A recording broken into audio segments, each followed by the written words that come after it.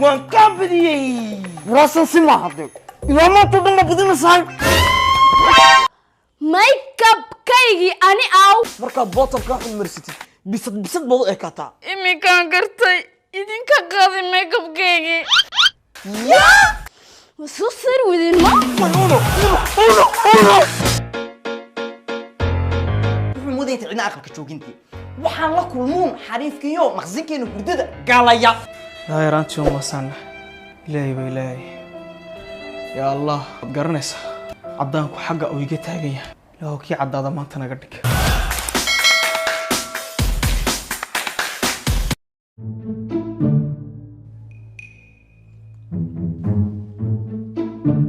nawamah black cream حقاً waxaan ku hayaa doosiyaan ururinay ilaa yaraantii oo adiga kugu saabsan qalisunnahaygaad cadayga ka dhigatay xamuradii aad u marisay bisada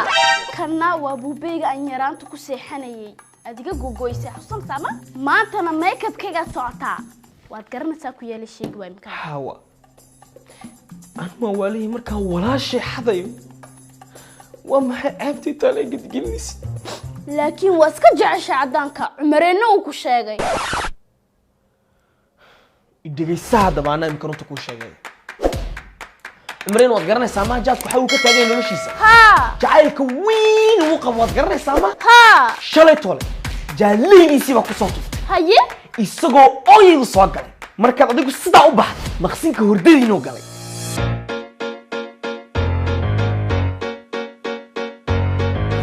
أنا زولي قام كسعودي الباب كي يرفرن باركي ويرخاوس هاي قري رجعنا كقادان لها ما أنا أركي كابارك كم رديت ميك اب كذا ها يسقون ميك اب كيسو صار يا دودو بيا ني أركي ماسك دقيق وانداف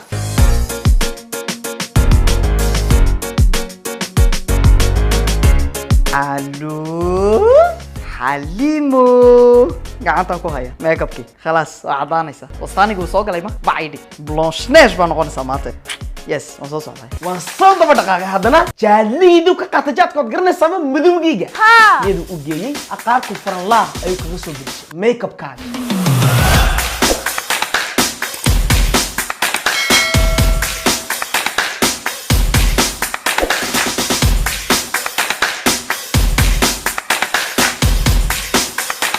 سيتا يمك أفكار كوهي ميك اب كادي واتارونت ساقول وحيقا لي بلاك كريم بس كودا بوقي أذيقنا حديقا لي ذا جادلي بوكي ما ميك اب كياني لبري طميا السوق أنا قرني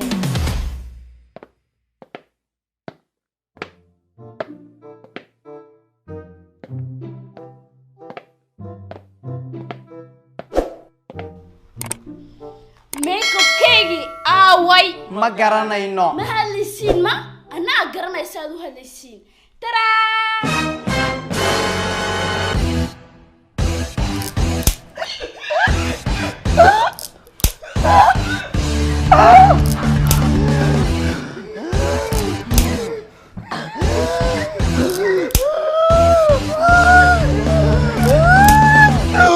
A few moments later.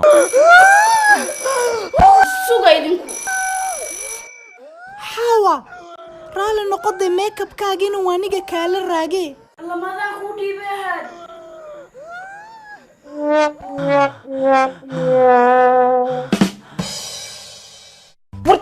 شوك برتها كدقاقين واقص الشيء واسكا سعنس نحشوني سيد مركا كوباد hortu waxa rajaynaya in xalqada maanta aad ka hesheen oo ku mabsuudeen oo ku jibooteen oo ku khalkhasheen oo ku dawaqdeen oo ku mirqaanteen ay bas danaga aamus ايوه ilmu walana haddaba muhiimaddu inta qosoluun lagu joojiyo ma aha walaalayaal waa inaan isbaraarujino oon cilmi iswadaag waa sidaa darteed waxaynu musalsalkan ugu tala galnay in aynu ka difaacno hablaheena falalka foosha xun loo geysanayo waxa muhiima in la ogaado in xeerka waddankeenu uu si adag u ciqaabayo gudniinta hablaha haye bal waxaa noo yara sheegtaa ciqaabadahaasi waa maxay idhagaysa haddaba 5 sano oo xabsiya iyo 100,000 oo faranka Djibouti oo ganaaxa 100,000 oo ganaaxa 100,000 iyo 5 sano ayaa isku safaaday waxa kaloo muhiima in la ogaado ra'yiga ay diinteenu ka qabto caadadan xun ee guditaanka hablaha nala daawada bal